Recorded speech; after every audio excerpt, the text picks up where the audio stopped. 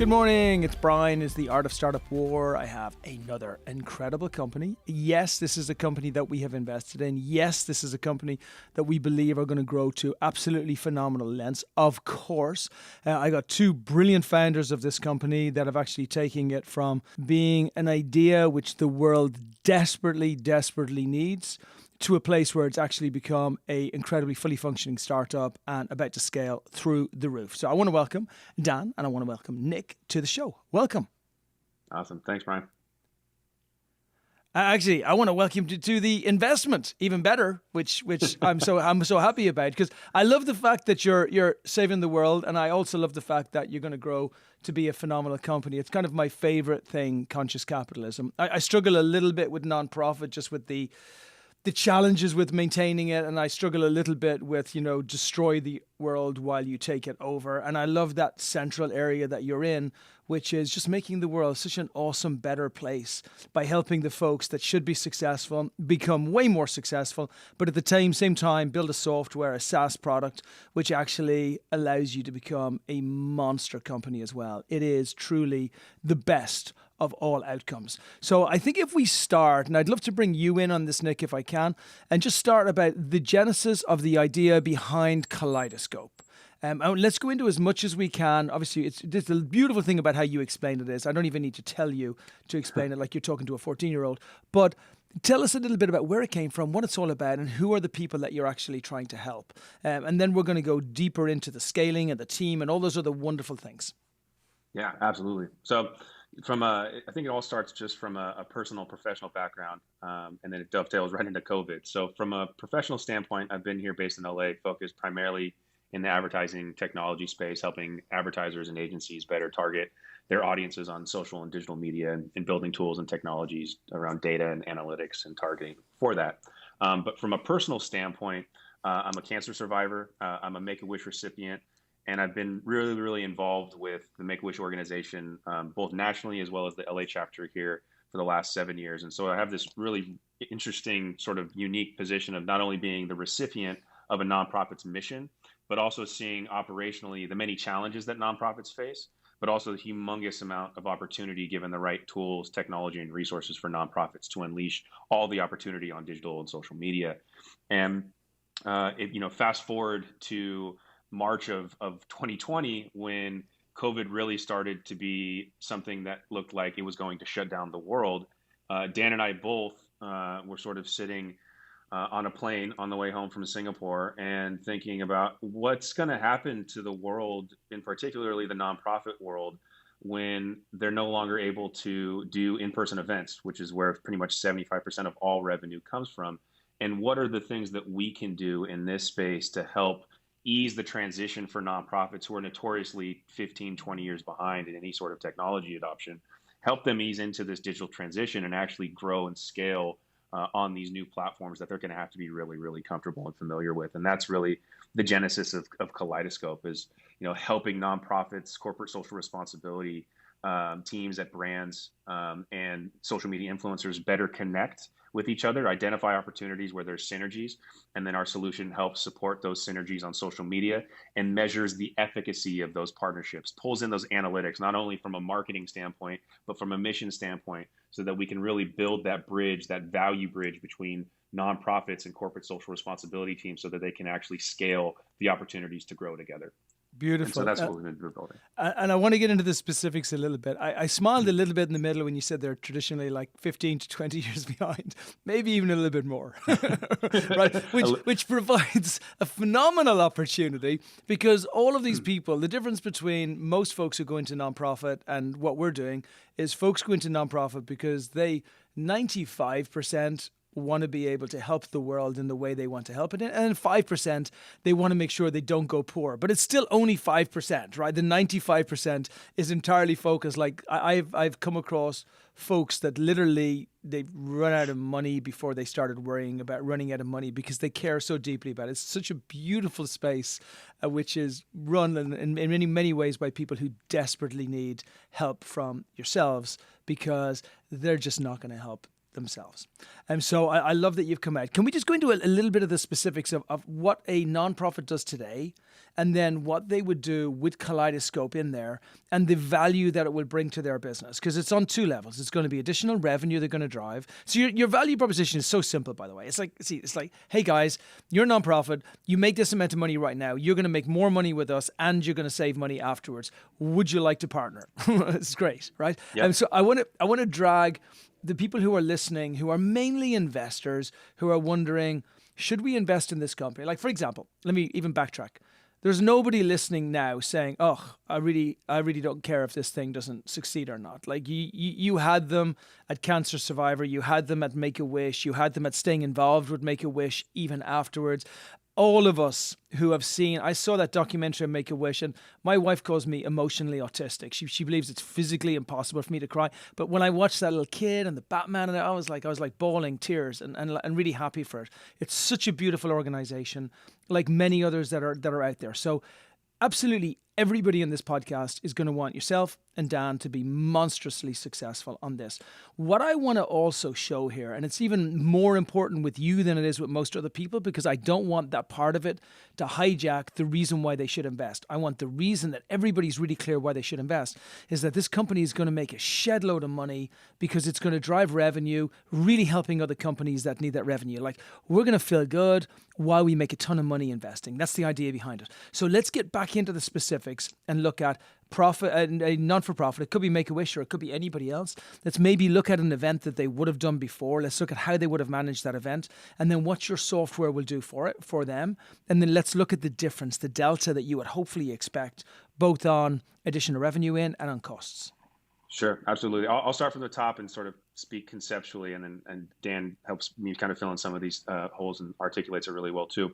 The place that we like to start a lot of the time, just to provide context into the entire thing, is that corporate social responsibility, and brands in particular, they spent $20 billion in corporate social responsibility last year. But in order for them to be more involved in nonprofits and causes, which they already can see from a top line and from a bottom line that it's good for business, they need better reporting, better insights, better analytics of what those dollars are actually doing, not only from a marketing impact, but how well the dollars are actually being utilized and driving impact, right? The challenge is that nonprofits are notoriously terrible at reporting. They're really good at delivering on the mission, but they are just terrible at providing any sort of level of reporting other than saying, hey, brand X, thanks for the sponsorship. We put a logo on our website and a t-shirt, right? That's where it is today. And so where our focus is allowing these two parties who desperately now need each other, because it's now in society that this is a good thing, which, by the way, is fantastic. I'm glad everybody's there. But we're building that bridge so that the analytics can come into one place, be central, and that the nonprofits can continue to do what they do best, which is deliver on the mission. The software provides and pulls in automatically the analytics and provides reporting. And then the corporate partners themselves, in the same way, automatically can see very granularly the marketing and the mission impact. So conceptually, that's where we're at, is bringing these two stakeholders together who are to see the value of working together, but haven't necessarily had that bridge or that common currency to actually work together, right? And so when you break down sort of the utilization from a nonprofit's perspective, again, they're on social media. And we kind of think of them as they're influential themselves. They have a platform that they can communicate, but they're really focused again on delivering on the mission. And so as they integrate, their social media and other systems, so that we can really identify and see the marketing and the mission impact, we can now create these reporting layers, almost like this bridge that we keep talking about, so that not only does it open up more opportunities in wallet share for the corporate partners that they're that they're working with, and actually getting more dollars in because they're showing the real true ROI, both marketing and mission, but also really being able to deliver on that. And then the second piece is that now that they're able to actually see where they're deploying efforts, that could be social media, that could be email. These guys have email lists. A lot of these large guys have email lists in the tens of thousands sometimes. And so they've been, historically just been throwing spaghetti at the wall. And so what we really do from a cost saving perspective is we show them where the opportunities that are driving the highest impact and the highest return, so that they can shift focus and resources away from the areas that aren't, and the areas that are actually driving real impact. And Let me, Dan? if I can, let me add a couple things on there, putting on my finance and accounting hat, because there's a couple interesting kind of, maybe these are the more boring layers. Nick talked about the exciting layers, but the kind of boring layers that we get to solve for is kind of a KYC process, a know your customer process, and it's really critical because if you're going to get money out of a corporation in their corporate giving programs, they have to know where the money's going. They have to know who's getting it. They have to know that it's going to a legitimate organization, and then they have to know the reporting on how it's spent. And corporations are, fortunately, because of the COVID pandemic and other pandemics going on, the corporations are realizing that they've been kind of pushed, like many companies have been pushed to do things differently digitally. They're pushing more money towards CSR. And while many corporations, CSR meaning corporate social responsibility, Mm-hmm. while many corporations are really good at heart, they still have to treat that money like it's media money. They have to treat it with the same kind of mechanism as though they were buying traditional media ads, which means they have to have the best possible ROI reporting that they can get. And so the system that we're really building and are already executing on is how do we not only create the best possible ROI reporting to make it look almost like they were buying traditional media while giving the money to a nonprofit, and then the nonprofit making it as easy as possible for the nonprofit to be compliant, so that they don't have to spend a lot of effort, because most of them, frankly, are really bad at administrative things because that's not what they're supposed to be doing. They're supposed to be out there saving the world. And then just the third component, I think I'm on third, is a big key to social media marketing or social influence marketing are the actual influencers, not just the nonprofits, but the other people, whether they be celebrities. And these many influencers, they really like doing work with nonprofits. They like that it helps their own personal brand to be helping nonprofits. But the reality is they also like getting paid. And they like getting paid even when they're doing good. And one of the problems is that the nonprofits just don't have the budget to pay those influencers. As much as they'd like to, they really don't have the budget. But the corporations do have the budget.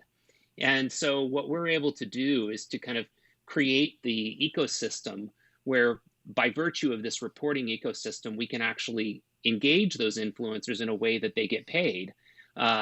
And properly report it, and then put the money where, the bulk of the money where it needs to go, which is the nonprofit. And it makes the nonprofit also look more efficient because the nonprofit is not showing a huge wastage that's going out to Correct. influencers, which they then have to justify afterwards. I also find it really interesting as well. I remember the car advert where they put the car ad, were saying, hey, it's your helpful Honda person. And every single thing that they did was about helping someone. I haven't heard them even speak. And at the beginning, I was quite skeptical about it. And then I just really liked it. And I feel that every week they come on and they help somebody else. And okay, they give a fridge to someone and they do something else for someone. But they obviously realized really quickly that the way to build your brand and really strong brand loyalty is to be associated with doing good. So just handing money, I mean, you could almost, to your point, you could almost argue just handing money to a nonprofit is not complying with the fiduciary responsibility that the firm actually has. It's a nice thing to do, and they can justify it by saying we have to allow for some money to be handed out. But if they're not publicizing it, then kind of lost an opportunity. So I think it's really smart to be able to say, look, your ROI on marketing spend is generally 20% or 25%. What we'll do is we're going to make it up to maybe 27% or 26 or maybe even 25 or 24, 23. But you're actually going to be building strong brand loyalty because of where this marketing dollars are being pushed towards. So the nonprofit gets money. The efficiency of money being allocated directly to the right resources goes up, which makes them look better, which means that they get more money from other corporates who feel really good about it. The corporates feel great because their consumers are buying more from them. If Coca-Cola are seen to be outwardly supporting a nonprofit and helping other people to do so, they can actually double or triple maybe the money that comes through because other people are going to donate into it as well. Like, it's a very, very, very clever system. Has anybody tried to do this before? The nonprofit space, in particular in the software space, is really interesting. It is full of incumbents who have done one of two things. They have either, I call it square peg round hole, where they have taken an enterprise for-profit solution and have tried to taken layers off, still charge an arm and a leg, and sold it into nonprofits. And nonprofits are sort of forced to buy into it because they thought that's what they needed to do. And then you have solutions that were sort of built by people who would come from nonprofits, but they still sort of have this challenge of, actually solving for what the nonprofit needs. And so the landscape is somewhat littered with CRM and fundraising components, which are good businesses to be in, I guess, for them. But there's nobody really focused on enabling these two stakeholders, really including influencers, these three stakeholders, to really identify ways where there's synergies and amplify their impact together. And so, by sort of combining our, ad tech and advertising experience, in particular in the data and analytics side, and being able to speak, brand and business and agency, while at the same time being able to articulate clearly how to integrate and what the value is to a nonprofit, it puts us in a unique position because we are sort of bilingual in helping all the constituents work together. And I do want to bring Dan in a few minutes where we start to look at the vision of the company. And I also want to look at how the team ties into that vision. But before we get there, let's just talk a little bit about the growth of the company and how you expect it to grow. So you got Make-A-Wish, great nonprofit to actually be a part of. You're bringing in other nonprofits as well to add in. They're like, how many nonprofits are there? How many can you get to? And what's the scaling plan to get you to $100,000 a month? And then on top of that, and this may be one for Dan, I'm going to save the 10 million a month for Dan. I'm going to layer it right in on the back of the vision, right? Because come on, otherwise Dan's like, really? So yeah, let's just take us to how do you build this thing up to $100,000 a month in revenue? How long does it take? How many nonprofits? And what do you need them to be doing for that to work? Gotcha. So I'll give you the full scope of what the nonprofit landscape looks like, and then I'll kick it to Dan for some of the particulars. But from a high level, I mean, the United States alone has about 1.5 million nonprofits. Wow, that's in unbelievable. The United States. Only second to India, which has 2 million nonprofits. So India and the United States are the two largest markets, quantity-wise, for the nonprofit industry. Regionally, Southeast Asia actually brings in more dollars from a nonprofit basis than the United States. But just the full vision on the landscape, there's roughly 10 million nonprofits in the entire world. And from an economy, like if you were to look at it as its own economy, the nonprofit space would be the 5th largest economy in the world, given the trillions of dollars of money that flows in and out of these nonprofits globally. So it is a huge market that has very little visibility on the nonprofit side. And given the amount of dollars that are now pouring into corporate social responsibility and ESG, being able to sort of be what I consider like the Nielsen, right? The rating system and the transparency system between the two parties puts us at a humongous advantage and a huge opportunity at a massive market. Yeah, and I want to, John, just before you jump in, I want to really emphasize something here about this being a pure technology and a rating system and helping drive sales rather than a service. Like by layering in all of these groups, the technology itself is what facilitates the growth for these nonprofits. There's no physical or human or any other interaction with the nonprofits. They take it, they put it in place, they pay SaaS fees, and then that provides them with the ability to have a better business model that drives in more revenue, as has been explained, and make sure that they can keep their costs really beautifully streamlined like nobody else can. So sorry, Dan, you were going to say. No, I was just going to underscore one thing that Nick pointed out, which is the scale of the nonprofit ecosystem. I would say very few people, and me included, when we started off on this journey, realized how big the nonprofit economy is. Nonprofit doesn't mean no money, doesn't mean a no revenue company. And the fact that the transaction volume of these nonprofits equate to the same as the 5th largest economy in the world, it's a mind-blowing statistic. And the fact that I would say the majority of people working in these nonprofits are people that really want to do good. And I don't want to, obviously there are many nonprofits that are staffed beautifully, with wonderful administrative people, but most of them, I would say, aren't. And that they really need these SaaS tools. They need any help that they can get to reduce their administrative workload. And so, we're fortunate that we can talk a little bit more about some of the early successes we've had, but, we've already been validated as real players in a lot of very large nonprofits. And the hardest thing is kind of getting through that door in being trusted. And when you hear some of the scale of some of the groups we're already trusted by, it kind of gets to the later question is, well, how do you scale it? But once you start getting trusted by people that are in the big levels of the economies of this market, I think you can scale fairly quickly. But that's the biggest point is it's just a huge marketplace.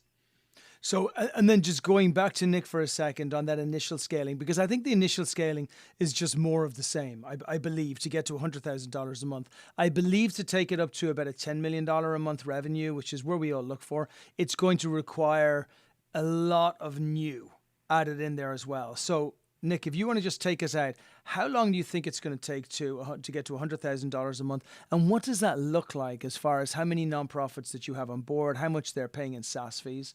And the challenges and the difficulties of acquiring them? Sure.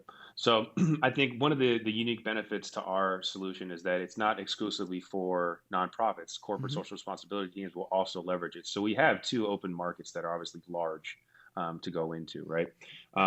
So the way that we're sort of scaling right now, which we're scaling much faster than we originally forecasted, but Dan, I think we're going to be at around the 100,000 monthly recurring revenue.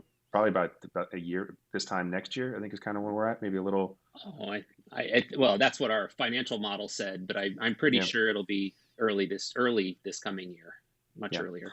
So. Yeah, for sure. Yeah. And so to Dan's point, right? So that when we talk about scaling, once you start getting validated by some of these large guys and are able to sort of tout the logos that we're now able to tout, it's a small community on the nonprofit side, and it happened. It starts to become a domino effect where these executive directors and these CEOs tell their other friends and executives of CEOs. And so we are now starting to get inbound from quite a lot of nonprofits and organizations that we're talking to.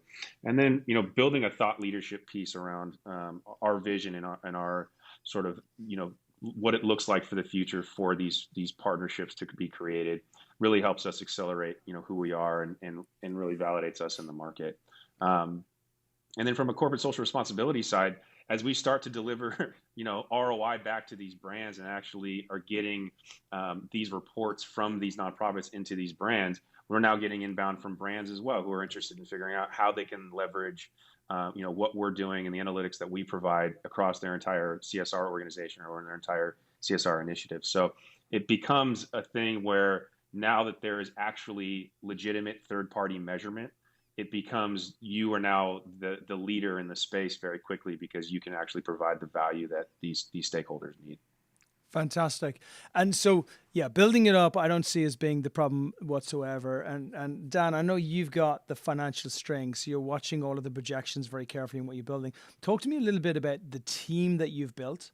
And also the technology that's been built. Talk a little bit about the burn that you have in the company right now. And then let's move that towards what the big vision of the company is with the future that takes it from just scaling up. And actually, before I even ask it, what I like so much about what you're doing is there's a great book which is written by a guy called Nir Eyal, which is called Hooked. And Hooked speaks kind of specifically to Twitter. And it talks about how great brands hook consumers into using them where consumers can't leave. Because I think I have a measly 5,000 followers on Twitter. But if another company came to me tomorrow and said, we would like you to come on our platform and we will give you 6,000 followers, I'd be like, no, because I kind of worked for those 5,000 followers. So I'm going to stay on Twitter forever and they'll never lose me. And I'm the same as everybody else on the planet. That's how, when a brand really gamifies properly using specific criteria, they keep them. What's so smart about how you're using even the marketing aspect, the technology that actually allows them to loop in the influencers and put it into a different bucket, is you immediately say, charity or nonprofit A is actually going to have 80% of all of their money is going to go directly to good causes. And nonprofit B has got 60%.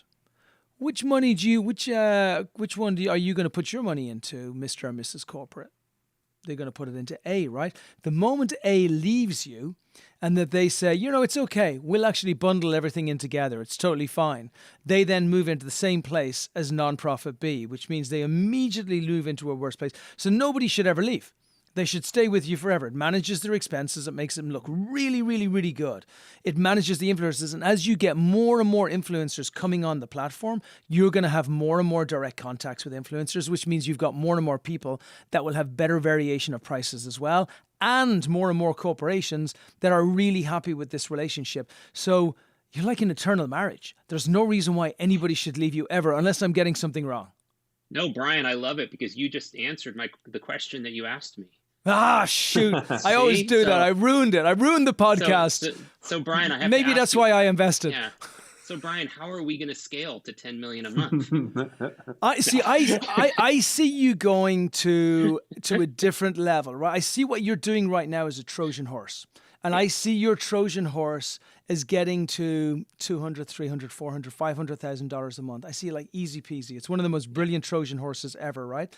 How you go to the next level, this is where it gets interesting. And by the way, sometimes it's not even about knowing that answer now. Sometimes it's about saying, our objective is to get every single piece of data that's happening within every single organization and be able to then use that data to become something to be part of the matrix in the future, right? But definitely the first part of it, I think based on what you've explained, I have nailed down, right? It's just you've the Trojan horse. The question becomes like, where does that vision take the Trojan horse to? Oh, Brian, I mean, of course, like with many, companies, early stage and mature companies, you don't always know exactly where the next product is going to evolve you. But you pointed out a really important point. I mean, unless we really screw something up in the process, we're doing good by people. The margins will fluctuate a little bit and the competitive space might fluctuate a little bit, but it's a huge multi-trillion-dollar, marketplace, right? Of course, there can be other competitors. We're expecting that will happen. We believe right now that there are a few. But we do believe that when you're doing good and you're creating a good product that helps people scale and optimize this environment, we're probably going to retain our customers. And as you start retaining customers, they tend to, scale. The next year they do more, and then the next year they do more. Like typical marketplace, you don't have to add that many more new customers each month or that, each year in order to fairly rapidly scale your business. I mean, that's the beautiful thing about a SaaS business. And it's not just the SaaS business, it's the money that flows in that we touch because of the SaaS business, right? So as that, that core group of companies that are operating in your ecosystem, well, once they're trusted and validated, corporations and foundations for that matter, I'd say there's three key constituencies that we've been talking about. It's the recipients of the nonprofits, foundations, which give money to lots of nonprofits, and then corporate donors. Generally speaking, corporations, they spend money very quickly and they need to do it very efficiently. And they want to use the most efficient system possible. So they have to spend the least amount of time thinking about it. And so, this is a world that Nick and I have been in for long time. And so we believe, I mean, the whole point of our system being built is corporations will continue to spend and spend bigger across that ongoing group of validated, nonprofits that are in that ecosystem. And that's really how it scales. And of course you're going to constantly, incrementally develop new technologies and new optimizations and new ways to score it based on the data that you've acquired. Those are things you expect will naturally evolve while we're doing it. But I really think it's just the value of repeat and referral customers. There's just so many places. And Nick, have you got any thoughts on this as well?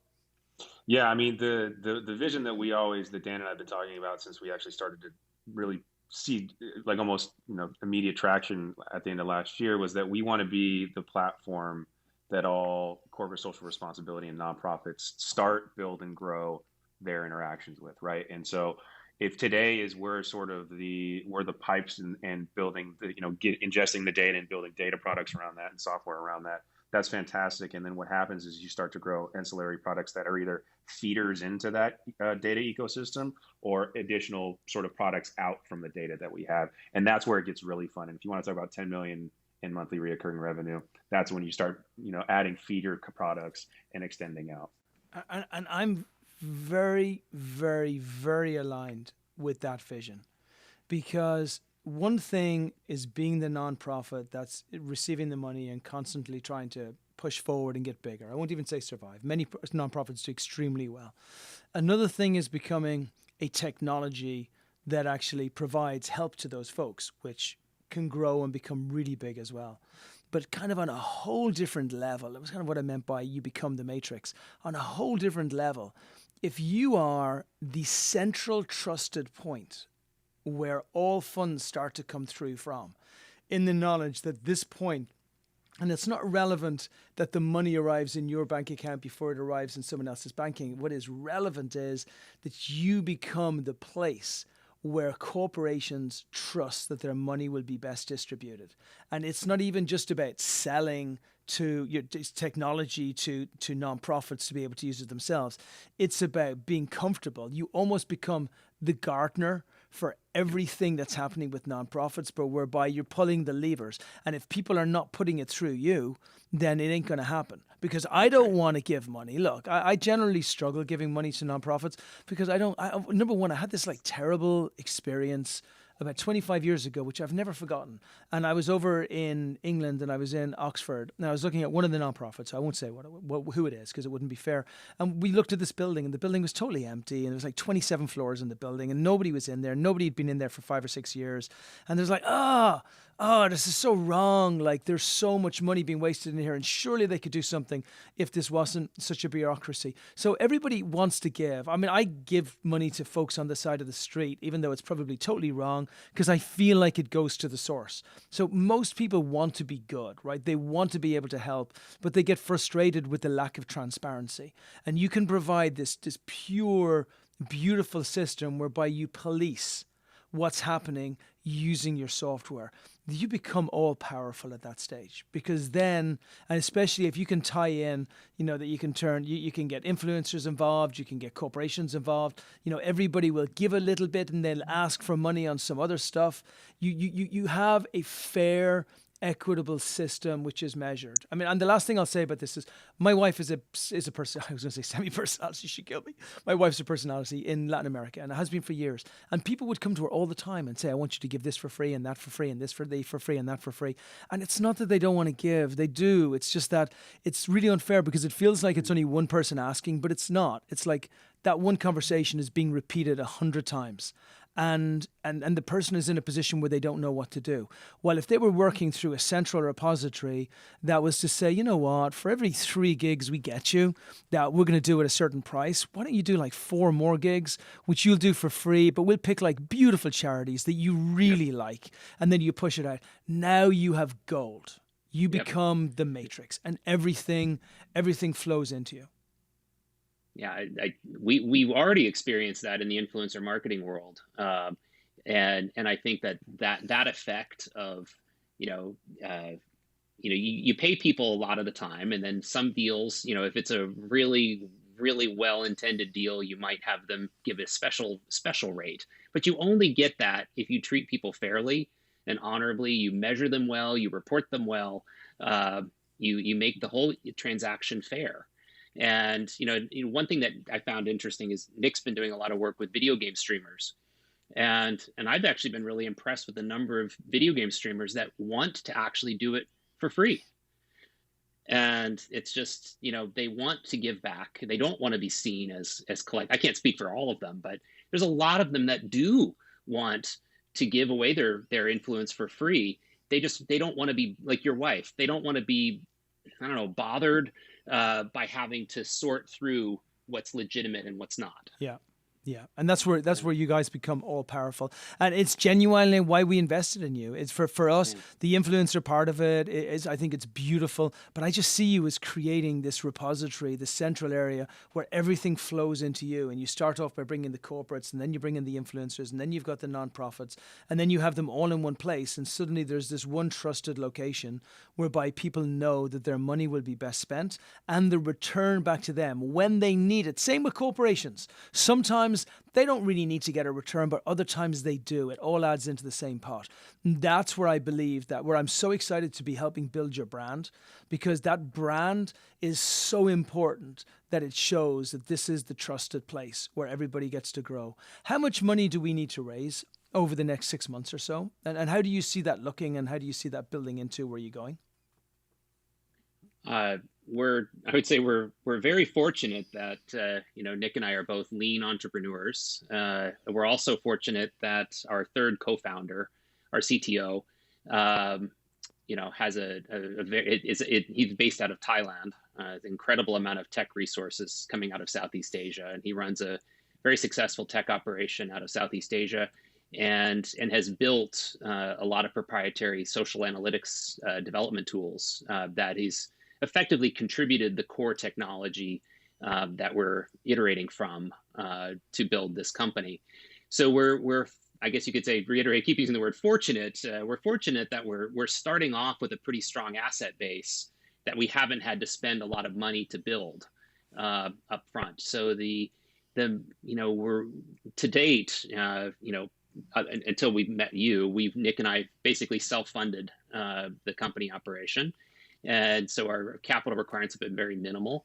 We're really only looking to raise an additional seed capital or early stage capital in the probably 600,000 range. Mm-hmm. And about 50% of that will go towards kind of the additional MVPs of polishing up that existing underlying technology to make it directly relevant to the nonprofit foundation and corporate CSR kind of ecosystem. We're extremely confident that we can meet those objectives because we're not reinventing the wheel. I mean, we already know the technology works. And we're extremely confident that with that investment, we can easily attain the valuation, the revenue kind of pipeline that would qualify for a very substantial Series A. Yeah, I think you guys are going to be in great position. And look, let's finish it up with, I want to give a email address or both email address, whatever you prefer, just for folks who are coming onto the podcast, if they want to contact you, which I hope they do, so they can get in contact with you very easily. And then let's finish it off with a appeal to whatever group. There's a part of me where I don't think we're going to have too many challenges raising investment, to be honest with you. I think it's relatively simple in your case.